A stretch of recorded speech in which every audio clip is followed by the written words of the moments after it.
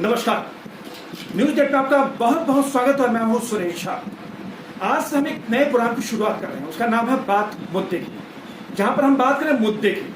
और आज का हमारा मुद्दा है, सबसे अहम मुद्दा यह है कि प्राइवेट हॉस्पिटल जो आज खुले हुए हैं देश में, जो 5 स्टार होटल से कम नहीं है, और कोरोना काल के दौरान उनके जो जिस तरीके से उन लोगों के साथ जो बिहेव किया है, कहीं ना कहीं वो लोगों के मन में, जो दिमाग में उसकी छवि जो बैठी है, बहुत ही खराब छवि बैठी है।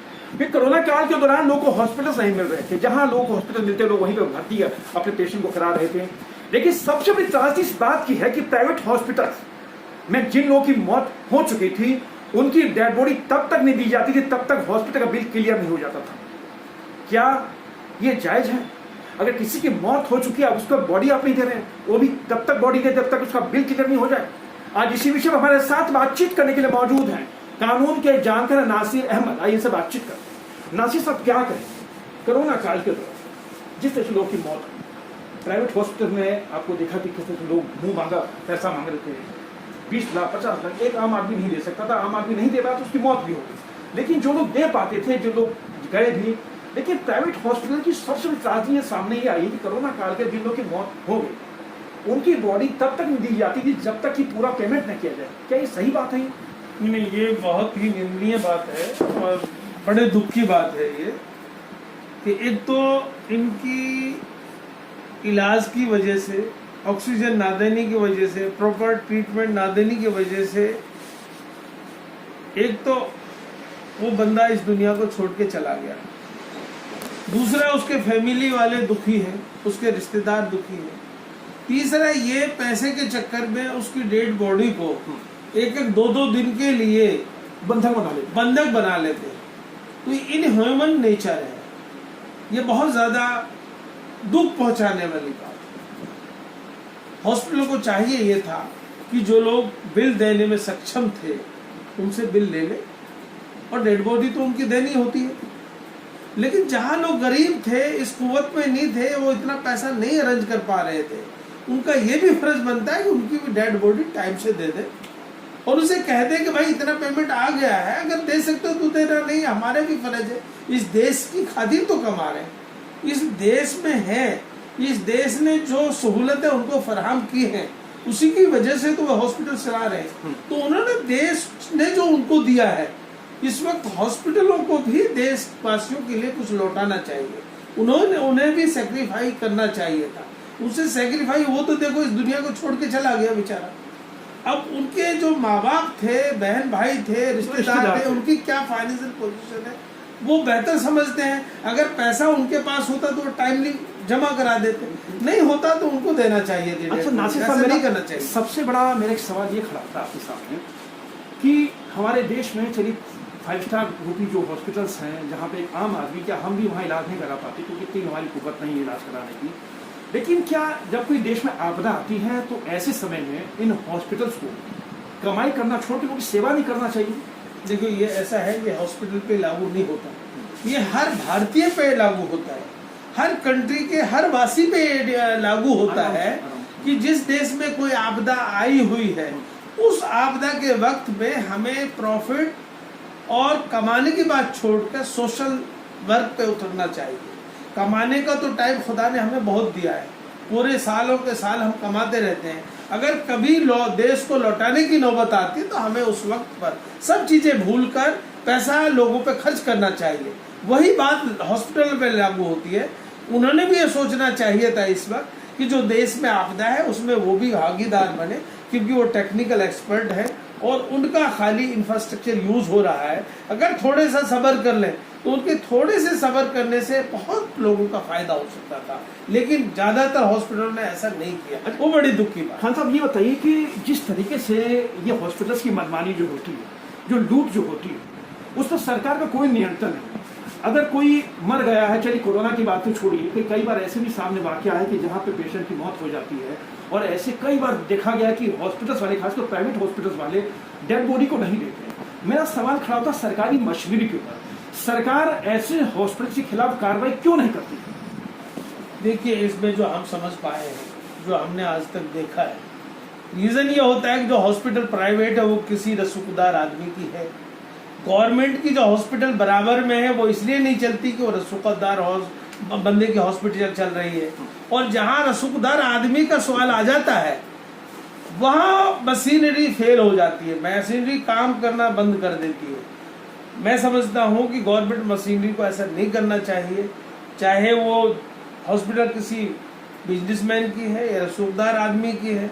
अगर हॉस्पिटल काम गलत कर रही है, डेड बॉडी नहीं दे रही है, इलाज सही नहीं कर रही, तो उस पर प्रॉपर एक्शन होना चाहिए। अरे सर, मेरा एक सवाल ये भी खड़ा था, क्योंकि आज ये जो हमारा आपके साथ जो प्रोग्राम है बात मुद्दे की, उसका हम यही इशू उठा रहे थे करना कि हम देश में जो सरकार चुनती है, हम चुनते हैं सरकार को जो सत्ता में आती है, और हम कहते हैं कि जब हम सत्ता में आएंगे तो हम स्कूल बनाएंगे, हॉस्पिटल बनाएंगे, हम ये बनाएंगे, हम वो बनाएंगे। अच्छी बात है, क्योंकि जो बनाते हैं आपके हमारे टैक्स से पैसे से बनता है। लेकिन जब कोई नेता या कोई मुख्यमंत्री या कोई मंत्री या कोई सांसद या कोई विधायक जब कोई बीमार होता है तो वो सरकारी हॉस्पिटल से क्यों नहीं इलाज कराने के लिए जाते?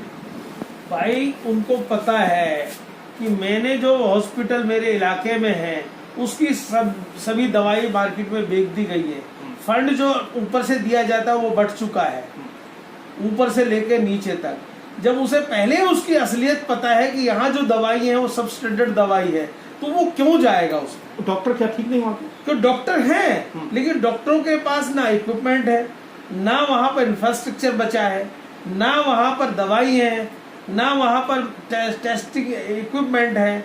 तो वो पता है उसे इस बात का, इसलिए वो वहां नहीं जाता। तो यानी जो सरकारी हॉस्पिटल्स हैं वो सिर्फ आम आदमी के लिए मरने के लिए बना हुआ है, यानी वो मुर्दा घर है एक तरह से देखा जाए तो? देखिए, बिल्कुल आपने दुरुस्त फरमाया कि वो मुर्दा घर इसलिए है कि जो रसूखदार आदमी उस इलाके में रहते हैं उन्होंने तो अपने या अपने रिश्तेदारों के हॉस्पिटल खोल, अपने रिश्तेदारों से स्कूल खुलवा दिए, टेक्निकल इंस्टीट्यूशन खुलवा दिए।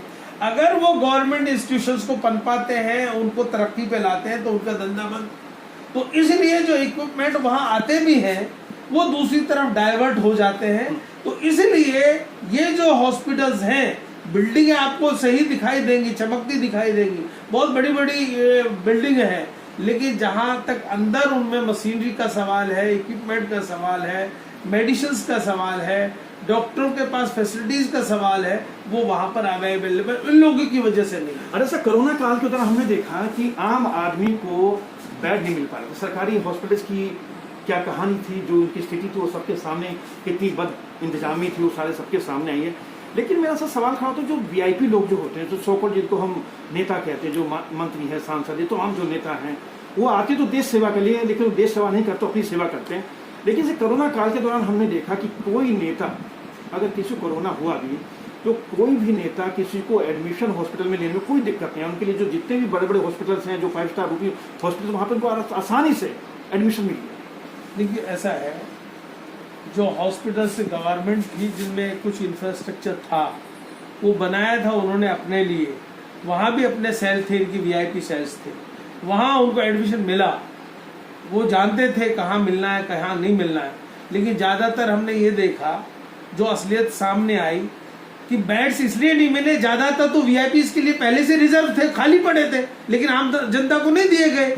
उन्होंने समझा कि अब आगे कोरोना फैलेगा तो वीआईपी जो लोग थे, वो भी जो सोकाल थे, उनके रिश्तेदार थे, वो थे या दूसरे उनके मिलने वाले थे, सबके लिए वो अकोमोडेट कर दिया। वो बेड खाली पड़े लिए रहे, लेकिन आम पब्लिक को नहीं दिए गए। अब का हमने सबसे बड़ी त्रासदी ये देखी है कि जब ये कोरोना का भरमार आया, जब वजूद आया, जब उस टाइम उरूज पे आया, तो उस टाइम कह दिया गया कि बेड है ही नहीं। बेड तो थे, खाली थे, वो इंतजार में थे वीआईपीज़ का, वीआईपी। अच्छा, उनके रिश्तेदारों। अरे सर बताइए कि इस कोरोना काल के दौरान किसी वीआईपी की मौत ऑक्सीजन की कमी से हुई देखा? क्योंकि ऑक्सीजन कमी से सिर्फ और सिर्फ एक आम आदमी मरा है, चाहे प्राइवेट में ले लीजिए चाहे आप सरकारी में ले लीजिए, आम आदमी मेरा कहीं कोई वीआईपी नहीं मरा। यानी उसके लिए ना ऑक्सीजन की कमी है, ना दवाई की कमी है, ना बेड की कमी है, यानी उसके लिए कोई कमी नहीं है। ये खाली ऑक्सीजन पर ही लागू नहीं होता, जो हम देख रहे हैं अपने एक्सपीरियंस से। हम देखते हैं जब कोई एक्सीडेंट होता है वहाँ कोई नेता नहीं बनता, पॉलिटिकल दंगे होते हैं वहाँ कोई पॉलिटिकल लीडर नहीं बनता, आगजनी होती है, कोलैप्स होता है, वहाँ कोई पॉलिटिकल लीडर नहीं बनता। मरना आम पब्लिक को है। अच्छा, क्योंकि उन्हें पहले ही पता है कि मैंने जो बोया है उसे काटेंगे या पब्लिक काटेंगे। बिल्कुल सही। राइट। हाँ। तो वही हाल ये है कि नेताओं ने तो पहले से पहले अपना इंतजाम था, उनके रसूख थे, रसूखदार लोगों ने सब चीज अपने लिए, अगर कोई बीमार हुआ तो अरेंज कर दी। आप पब्लिक की कौन सुनने बैठा? यहाँ देश में कह रहा हूँ, देश जो चलाया जा रहा है वो गरीब के नाम पे चलाया जा रहा है, लेकिन गरीब के नाम पे चलाया जा रहा है, लेकिन गरीब को नहीं किया जा रहा। अरे सर, मेरा अंतिम सवाल है आपसे कि ये जो प्राइवेट हॉस्पिटल्स हैं, इनको जो जमीन दी जाती है, जमीन के को देने के कुछ नियम होते हैं, जिसमें कहा जाता है कि 25% आप या 20% या 10% या 15% आप गरीबों के लिए उसमें इलाज करेंगे, ओपीडी गरीबों के लिए। लेकिन क्या इन प्राइवेट हॉस्पिटल्स के अंदर गरीबों का इलाज हो पाता है? क्या उनको बेड मिल पाता है? देखिए, ऐसा है, बिल्कुल सच कह रहे हैं, जो जमीनें दी जाती हैं हॉस्पिटल्स को, स्कूल्स को, कॉलेजेस को और दूसरी चैरिटेबल इंस्टीट्यूशंस को, तो बड़े चीफ दाम पर जो है लीज पे दी जाती है जमीन, और इसमें रिजर्व किया जाता है कि इतने परसेंट, 20%, 25% आपने वीकर सेक्शंस के लोगों का इलाज करना है, पढ़ाना है, या उनको एडमिशन देना है, उनका लुक आफ्टर करना है।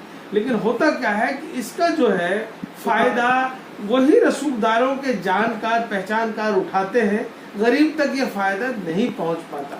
लिस्टें निकलती है, बार बार इंटरनल लिस्ट निकलती रहती है, और लास्ट में कह दिया जाता है कि कोई गरीब नहीं आया, और वो चीजें भी फिर जनरल में दे दी जाती है। एक सिस्टम की कमी है हमारे। चलिए सर, सिस्टम की कमी दुरुस्त करें जो होता है। चलिए साहब का बहुत बहुत धन्यवाद। ये थे कानून के जानकार नासिर अहमद, जो हमारे साथ बातचीत कर रहे थे, और हमारा प्रोग्राम है बात मुद्दे की, जिसमें हमने मुद्दा उठाया है प्राइवेट हॉस्पिटल्स का। कोरोना काल के दौरान जो हमने त्रासदी देखी है, बहुत त्रासदी, जिसे हम कभी बढ़ते दम तक नहीं भूल पाएंगे, क्योंकि वो त्रासदी हमारे नजरों के सामने जब भी आती है तो हमारा सिरहन खड़ी हो जाती है, हमारे शरीर के अंदर जो रोए होते हुए खड़े हो जाते हैं, क्योंकि हमने वो त्रासदी देखी है। जहाँ पर हमने लोगों को मरते हुए देखा है ऑक्सीजन की कमी से, जहाँ पर हमने लोगों को मरते देखा बेड की कमी से, जहाँ पर हमने लोगों को मरते देखा दवाई की कमी से। और हम उस भारत में रहते हैं जहाँ पर हम कहते हैं भारत हमारा महान है, भारत हमारी सोने की चिड़िया है, और हम याद करें उन वीर सेनानियों की जिन्होंने देश को आजाद कराने में अपनी जान की बाजी लगा दी। लेकिन आज हमारे यही जो नेता हैं, जो कर्णधार हैं, आज इस देश के साथ क्या खिलवाड़ करने वाला सबके सामने भयंकर त्रासदी आई है। लेकिन इस त्रासदी में भुगता किसने है? आपने और हमने। भुगता कौन? मरा कौन है? आम आदमी। आम आदमी मरा, लेकिन सरकार को इसकी कोई चिंता नहीं है। सरकार को चिंता हो भी क्यों? अगर सरकार की चिंता होती तो शायद इतनी बड़ी त्रासदी आती नहीं। देश में कोई त्रासदी आती है तो वहां भुगतता है आम आदमी। आपने कभी किसी वीआईपी को मरते देखा है? कभी ऑक्सीजन की कमी से, बेड की कमी से, दवाई की कमी से? जी नहीं। आदमी मरता है, आम आदमी मरता है ऑक्सीजन कमी से, दवाई कमी से, यानी हर चीज कमी जो विपदा आती है आम आदमी पे आती है। और जो प्राइवेट हॉस्पिटल्स हैं, आप कह सकते हैं प्राइवेट हॉस्पिटल इतने रसूखदार लोगों के जिनके खिलाफ ये सरकार, क्या कोई भी सरकार इनके खिलाफ कोई भी कार्रवाई करने की हिम्मत नहीं जुटा पाती है। बॉडी को बंधक बनाकर रख लिया जाता है, पुलिस आती है लेकिन पुलिस भी कोई कार्रवाई नहीं करती है। तो ये हमारे देश का जो है प्राइवेट हॉस्पिटल्स का स्ट्रक्चर है, जहाँ पे ये प्राइवेट हॉस्पिटल्स भी हमारे रसूखदार लोग के, इन्हीं मंत्रियों के हैं, इन्हीं के जानकार लोग के। तो कार्रवाई करेगा कौन करेगा इनके खिलाफ कार्रवाई? लेकिन कहीं ना कहीं खुदा है, भगवान है, वो जब उसकी लाठी चलती है, बेवार चलती है, जब भयंकर त्रासदी आती है, तब उसमें कोई ऊंच, कोई नीच, कोई गरीब, कोई अमीर नहीं देखा जाता, सब एक ही चक्की में पीस जाते हैं। तो ये था हमारा खास प्रोग्राम बात मुद्दे की।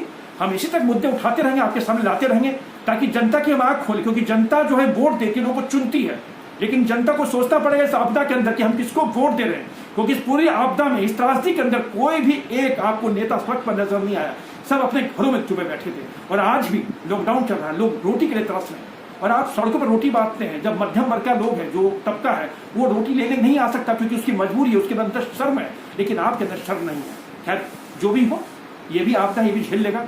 लेकिन कहीं ना कहीं इस प्रोग्राम के जरिए हम तमाम देश के लोग की आंखें खोलना चाहते हैं कि आप देखिए आप किसको वोट दे रहे हैं, और भविष्य में अगर आपको ऐसी जूते खाने हैं, ऐसी प्रताड़ना होना है, तो आप वोट देते रहिए, नेता को जिताते रहिए, और नेता आपके सिर पर चढ़ के ऐसे तांडव करते रहिए। कैमरा पर्सन दीपक कुमार के साथ सुरेश झा, न्यूज़ नेट, दिल्ली।